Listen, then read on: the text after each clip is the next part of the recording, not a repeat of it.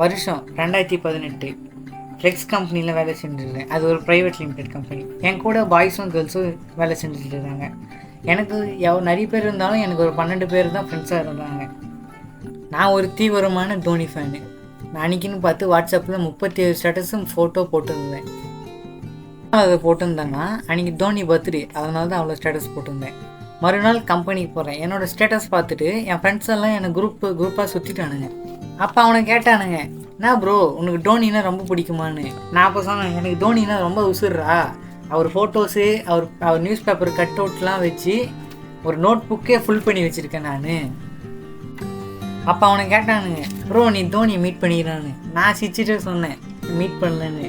அவனுக்கு திடீர்னு எங்கள் ஊர் அப்புறம் 6 மந்த்துக்கு ஆஃப்டர் ஒரு திருவிழா நடக்கும் எங்கள் ஊரில், அப்போ நீ தோனியை மீட் பண்ண சான்ஸ் கிடைக்கும்னு சொன்னானுங்க. சரி நானும் சும்மா தான் சொல்கிறானுங்க போல், அதனால் விட்டேன். நான் அப்படியே விட்டேன். அதுக்கப்புறம் 6 மாதம் கழிச்சு எனக்கு ஒரு அண்ணா நம்பர்லேயும் கால் வந்து எடுத்து பேசினா, ஹாய் ப்ரோன்னு ஒருத்தன் சொன்னான். யாரா நீன்னு கேட்டா, ப்ரோ நான் தான் ப்ரோ குல்தீப் பேசுகிறேன், அவனோட ஃப்ரெண்டு.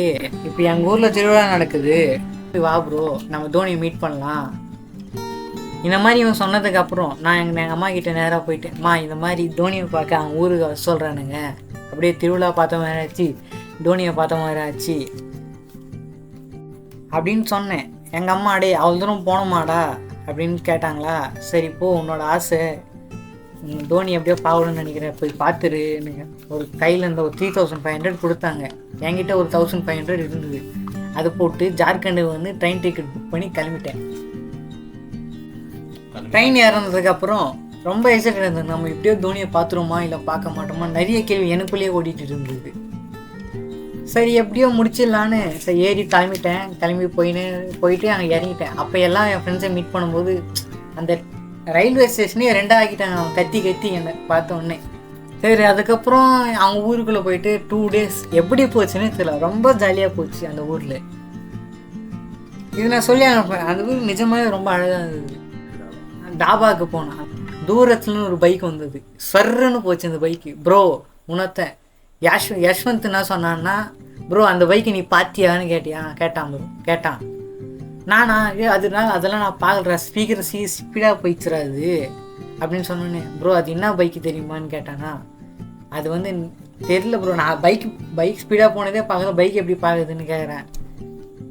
அப்புறம் ஃப்ரெண்டு ஒருத்தர் சொன்னான், ப்ரோ அந்த பைக் பேர் கவாசக்தி நிஞ்சா X2R ப்ரோ, இந்த ஊர்லேயே அது ஒத்ததான் வச்சுருப்பாரு.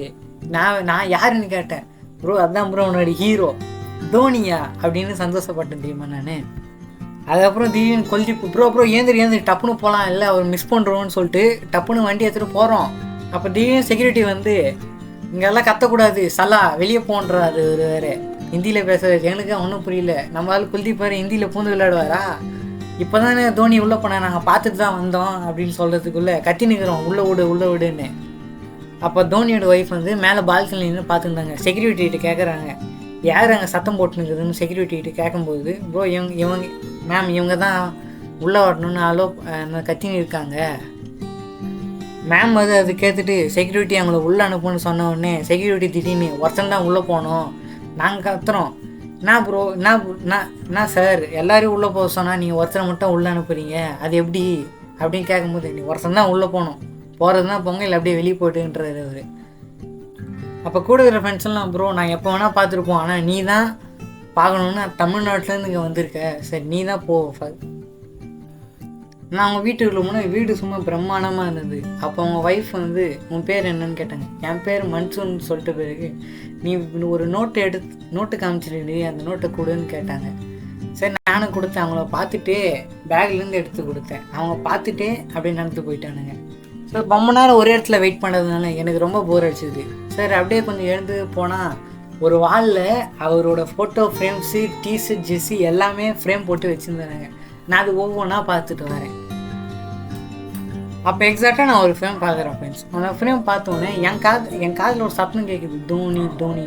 அது என்ன 2011 லாஸ்ட் பால் 6 ஆச்சு. அந்த ஃபோட்டோ ஃப்ரேம் போட்டு வச்சுக்கிறாங்க. எனக்கு அப்படியே கொஞ்ச நேரத்தில் கூஸ் பம்ப்ஸ் ஆயிடுச்சு அந்த ஃபோட்டோ பார்த்தோன்னே. திடீர்னு ஒரு சத்தம், மேலே டோர் ஓப்பன் ஆகிற மாதிரி, யாரோ நடந்து வர மாதிரி நான் கெஸ் பண்ணிட்டேன் யாருன்னு. ஃபஸ்ட்டு அவரோட ஷூ, இப்போ கழுத்து தெரியுது, இன்னும் கொஞ்ச நேரத்தில் தலையோட தரிசனம். டக்குன்னு ஒரு சத்தம். என்னன்னா, டேய் வேலைக்கு டைம் ஆயிடுச்சு ஏந்துடுறா. அடைச்ச இவ்வளோ நேரம் நம்ம கனவை கண்டுட்டு இருந்தோம். இருந்தாலும் கனவுல தலையை ஃபுல்லாக பார்த்துருக்கலாம். என் வாழ்வில் ஒரு நிகழ்வு, தோனியை நோக்கி பயணம்.